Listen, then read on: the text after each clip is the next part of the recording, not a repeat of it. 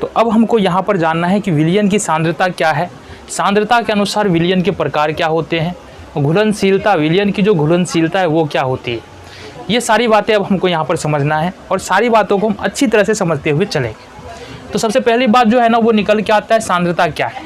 ठीक है, ऐसे पहले हम सांद्रता को समझा दे रहे हैं, फिर उसके डिफिनीशन के बारे में बात करेंगे। ठीक है, सांद्रता का मतलब क्या होता है, किसी निश्चित ताप पर किसी विलयन के अंदर कितने मात्रा में विलय घुला हुआ है, इसी को हम लोग सांद्रता बोलते हैं। उसके लिए हमारे पास एक सिंपल सा एक्सपेरिमेंट है, प्रयोग है। 3 गिलास है पानी से भरा हुआ, तीनों बराबर आकार का है। पहले गिलास में हमने 1 चम्मच चीनी मिलाया है, दूसरे गिलास में हमने 2 चम्मच चीनी मिलाया है और तीसरे गिलास में हमने 3 चम्मच चीनी मिलाया है। अब अगर हम तुमसे सांद्रता के बारे में पूछे तो कितना बताओगे, किस गिलास में सांद्रता सबसे ज़्यादा होगी, किस विलयन की सांद्रता सबसे ज़्यादा होगी। तो यहाँ पर हम लिख दे रहे हैं, इसमें 1 चम्मच चीनी मिलाया हमने, इसमें 2 चम्मच चीनी मिलाया और इसमें 3 चम्मच चीनी मिलाया। चीनी और पानी का विलयन है, यहाँ पर किसका विलयन है, चीनी और पानी का विलयन है। चीनी जो है वो कम मात्रा में होता है तो ये हमारा विलेय है, और पानी अधिक मात्रा में है तो ये हमारा विलायक है। हमने क्या कहा, किसी निश्चित ताप पर, ताप निश्चित होना चाहिए, ताप कम ज़्यादा नहीं होना चाहिए, किसी निश्चित ताप पर किसी विलयन के अंदर जितने मात्रा में विलेय घुला होता है उसको हम उस विलयन की सांद्रता कहते हैं। अगर विलेय अधिक घुला है तो सांद्रता अधिक होगी, विलेय कम घुला है तो विलयन की सांद्रता कम होगी। अब यहाँ पर देखेंगे चीनी और पानी के विलयन में विलेय है चीनी, और बात करें हम तो तीसरे नंबर का जो गिलास है इसमें 3 चम्मच हमने चीनी मिलाया, इसमें 2 चम्मच चीनी मिलाया, इसमें 1 चम्मच चीनी मिलाया, तो किस विलयन की सांद्रता सबसे अधिक है। जाहिर सी बात है सबसे अधिक सांद्रता तीसरे नंबर का विलयन का है, क्योंकि इसमें हमने 3 चम्मच चीनी मिलाया है। उसके बाद दूसरे नंबर का विलयन की सांद्रता इस वाले से कम है, और सबसे कम सांद्रता पहले नंबर के विलयन का है। ठीक है, समझ में आ गया विलयन की सांद्रता क्या होती है। अब आ जाओ डिफिनीशन के बारे में बात करते हैं। किसी विलयन की निश्चित ताप पर निश्चित मात्रा या आयतन में उपस्थित विलेय की मात्रा को सांद्रता कहते हैं। ये बात हमने पहले ही बता दिया, ऐसा नहीं कभी विलयन की हम डिफिनीशन के बारे में बात करेंगे। ये तो हो गया सांद्रता की बात कि सांद्रता होती क्या है। अब सांद्रता के अनुसार बात करेंगे तो विलयन के 3 प्रकार। कितने प्रकार, विलयन के 3 प्रकार। ठीक है, पहला होता है हमारा असंतृप्त विलयन। ठीक है, पहला क्या है, असंतृप्त विलयन। तो मान लो अब थोड़ा सा हम चेंज कर रहे हैं, बाद बाकी को हम मिटा दे रहे हैं। तो हमारे पास एक गिलास में कुछ पानी है, इसमें हमने चीनी मिला दिया, 1 चम्मच चीनी मिलाया, तो क्या दूसरा चम्मच चीनी इसमें मिल सकता है कि नहीं मिल सकता है, ये बताओ हमको। दूसरा चम्मच चीनी इसमें मिल सकता है कि नहीं मिल सकता है, बिल्कुल मिल सकता है। तीसरा चम्मच भी चीनी देंगे तो भी मिल जाएगा, चौथा चम्मच भी देंगे तो भी मिल जाएगा। तो मतलब ऐसा विलयन है ना, ऐसा विलयन जिसमें और विलेय मिलाया जा सकता है, निश्चित ताप पर ऐसा विलयन जिसमें और विलेय को घोला जा सकता है और विलेय को मिलाया जा सकता है, उसको हम बोलेंगे असंतृप्त विलयन।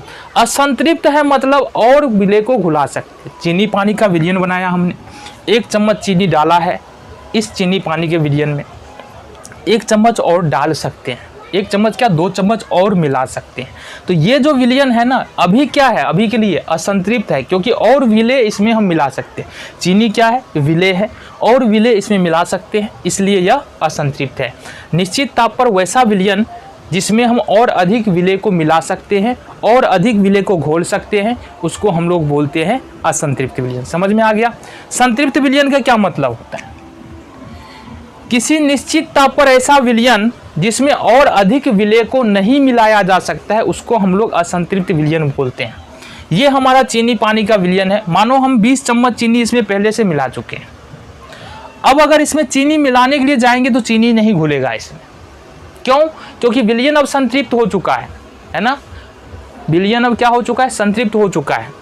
अब और चीनी इसमें नहीं घुलने वाला है।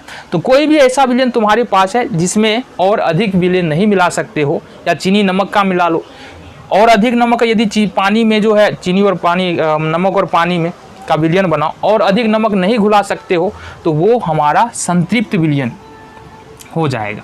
ठीक है, मतलब घुलने की क्षमता क्या होती है, खत्म हो जाती है। जो संतृप्त विलयन होता है पूरा घुलने की क्षमता उसका खत्म हो चुका है और अधिक विलय को अपने अंदर नहीं घुला सकता है, उसको हम लोग संतृप्त विलयन बोलेंगे।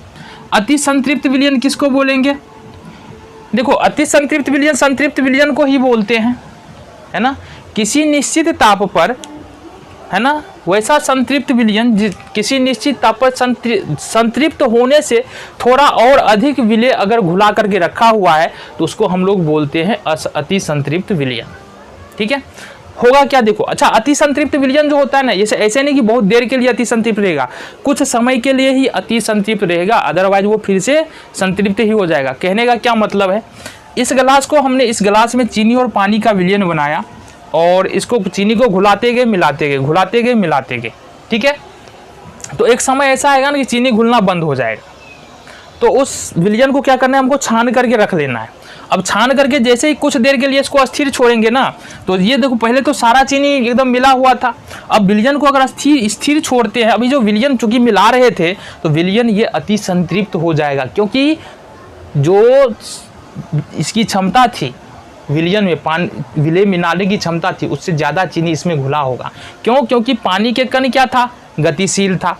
अब जैसे ही इसको स्थिर छोड़ेंगे ना, तो थोड़ा पानी का कण क्या होगा, उसकी गतिशीलता कम होगी और जो एक्स्ट्रा चीनी होगा वो नीचे पेंदी में बैठ जाएगा, मतलब फिर से एक बार विलयन क्या हो जाएगा, संतृप्त हो जाएगा।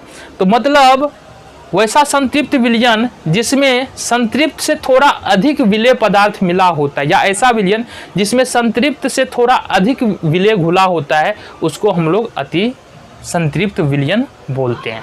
ठीक है, वैसा विलयन जिसमें थोड़ा अधिक संतृप्त से थोड़ा अधिक विलय पदार्थ मिला होगा, उसको हम लोग बोल देंगे अति संतृप्त विलयन। समझ में आ रहा है बात? चलो जी, मतलब ये घुलनशीलता का मतलब है एक संतृप्त विलयन होगा, ठीक है, और संतृप्त विलयन में जितना विलय पदार्थ मिला होगा, और ताप निश्चित रखना है, जितना विलय पदार्थ मिला होगा वह उस विलयन की घुलनशीलता, यानी घुलनशीलता का मतलब क्या होता है कि घुलाने की क्षमता कितना है। ठीक है, तो ये हमको यहाँ से